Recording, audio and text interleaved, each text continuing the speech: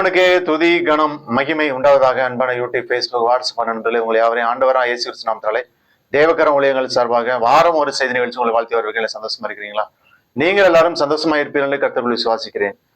பிரியமானவர்களே, இந்த நாளிலும் ஒளி என்கிற தலைப்பிலே நாம் தியானம் செய்ய போகிறோம். The light. அதற்கு ஆதாரமாக எடுத்துக்கொண்ட வசனம் 1 யோவான் 1ஆம் அதிகாரம் 5 முதல் 7 வசனங்கள். தேவன் ஒளியாய் இருக்கிறார், அவரில் எவ்வளவேனும் இருள் இல்லை. இது நாங்கள் அவரிடத்தில் கேட்டு உங்களுக்கு அறிவிக்கிற விசேஷமாக இருக்கிறது. நாம் அவரோடு ஐக்கியப்பட்டிருக்கிறவர்கள் என்று சொல்லியும் இருளிலே நடக்கிறவர்களாய் இருந்தால் சத்தியத்தின்படி நடவாமல் பொய் சொல்லியவர்களாய் இருப்போம்.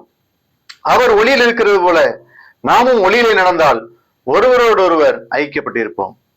நாம் அவரோடு ஐக்கியப்பட்டவர் என்று சொல்லியும் இருளிலே நடக்கிறவர்களாய் இருந்தால் சத்தியத்தின்படி நடவாமல் பொய் சொல்லியவர்களாய் இருப்போம். ஒளி என்றால் என்ன? ஒளியுள்ள ஒரு வாழ்க்கை, உத்தமம், உண்மை நிறைந்த வாழ்க்கை, தேவனுக்குரிய பரிசுத்தம் நிறைந்த வாழ்க்கை, அதுதான் ஒளி நிறைந்த வாழ்க்கை. பாவம் இருளை காண்பிக்கிறது. மனுஷருக்குள்ளே ஒளி பிரகாசிக்கும் போது இருள் அவனை தொட முடியாது. தேவ ஒளியை பெற்றுக்கொள்ள நாம் என்ன செய்ய வேண்டும் என்று சொல்லி நாம் பார்க்கின்ற பொழுது, முதலாவது ஞானம் உள்ளவர்களாய் நடக்க வேண்டும். எபேசியர் 5ஆம் அதிகாரம் 14 முதல் 16 வசனங்களை பார்க்கும்போது, ஆதலால் தூங்குகிற நீ விழித்து மரித்தோரை விட்டு எழுந்திரு, அப்பொழுது கிறிஸ்து உன்னை பிரகாசிப்பிப்பார் என்று சொல்லி இருக்கிறார். ஆனபடினாலே நீங்கள் ஞானமற்றவர்களைப் போல நடவாமல் ஞானம் உள்ளவர்களைப் போல கவனமாய் நடந்து கொள்ள பார்த்து நாட்கள் பொல்லாதவையானால் காலத்தை பிரயோஜனப்படுத்திக் கொள்ளுங்கள். கிறிஸ்து உன்னை பிரகாசிப்பார் என்று சொல்லி இருக்கிறார். ஆனபடினால் நீங்கள் ஞானமற்றவர்களைப் போல நடவாமல் ஞானம் உள்ளவர்களைப் போல கவனமாய் நடங்கள். இன்னைக்கு நம்ம ஞானத்தோடு நடக்கணும். எந்த காரியத்திலும் பார்த்தீங்கன்னா கர்த்தர் நமக்கு ஞானத்தை கொடுத்திருக்கிறார். அந்த ஞானத்தை நாம் பயன்படுத்த வேண்டும். ஓசியா 4ஆம் அதிகாரம் 6ஆம் வசனம் சொல்கிறது, என் ஜனங்கள் அறிவில்லாமையினால் சங்கரமாகிறார்கள். நீ அறிவை வெறுத்தாய், ஆகியால் நீ என் ஆசாரியனா இராதபடிக்கு நான் உன்னை வெறுத்து விடுவேன். நீ உன் தேவனுடைய வேதத்தை மறந்த, ஆகியால் நான் உன் பிள்ளைகளை மறந்து விடுவேன். அறிவு, கர்த்தரிடத்திலிருந்து அறிவை பெற்றுக்கொள்ளணும்னா கர்த்தருக்கு பயப்படணும். கர்த்தரிடத்திலிருந்து ஞானத்தை பெற கர்த்தருக்கு பயப்படும். நீதிமொழிகள் 1:7 தான் சொல்லுது, கர்த்தருக்கு பயப்படுதலே ஞானத்தின் ஆரம்பம். வேதத்தை அறிய அறிய, வேதத்தை வாசிக்க வாசிக்க ஞானம் கிடைக்கும். நம்முடைய ஞானத்தை வளர்த்துக் கொள்ள வேண்டும் என்று சொல்ல வேதத்தை படிங்க. பிள்ளைகளுக்கு வேதத்தை கற்றுக் கொடுங்க. பள்ளிக்கூடத்துல எத்தனை 10th 11th 12th வரை இவ்வளவு பெரிய புக்கை சம்மந்து படிக்கிறாங்க பிள்ளைங்க. வேதத்தை படிக்கிறாங்களா?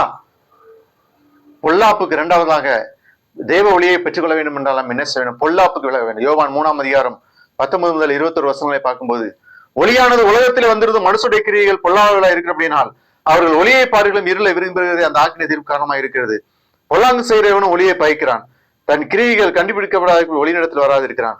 சத்தியத்தின்படி செய்கிறவனோ தன் கிரியைகள் தேவனுக்குள்ளாய் செய்யப்படுகின்ற வெளியாகும்படி ஒளிநிலத்தில் வருகிறான் என்று சொன்னார். பொல்லாங்கு செய்கிறவனும் ஒளியை பயக்கிறான். பொல்லாப்புக்கு விலகணும். ஒளியில நடக்கணும், பொல்லாப்புக்கு விலகணும். பிரியமானவர்களே, சத்தியத்தின்படி வாழ்றவன் தான் ஒளியில நடக்கிறான்.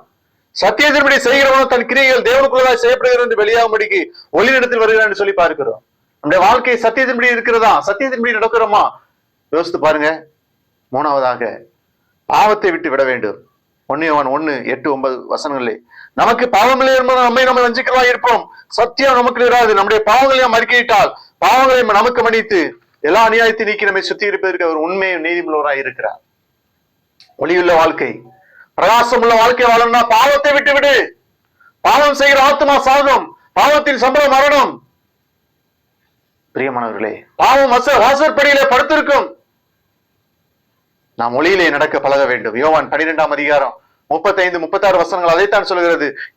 அதற்கு இயேசு, இன்னும் கொஞ்ச காலம் ஒளி உங்களிடத்தில் இருக்கும், இருளில் நீங்கள் அகப்படாதபடிக்கு ஒளி உங்களோடு இருக்கையில் நடவுங்கள். இருளில் நடக்கிறவன் தான் போகிற இடம் இன்னதென்று அறியான். ஒளி உங்களோடு இருக்கையில் நீங்கள் ஒளியின் பிள்ளைகளாகும்படிக்கு ஒளியினிடத்தில் விசுவாசமாய் இருங்கள் என்று சொல்லி பார்க்கிறோம்.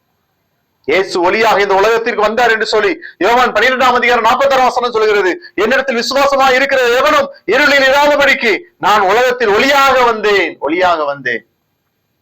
He is a light. பிரியமானவர்களே, அந்த ஒளியின் இடத்துக்கு வரணும். இயேசு என்கிற ஒளியின் இடத்துக்கு நம்ம வாழ்க்கையை ஒப்பு கொடுக்கணும்.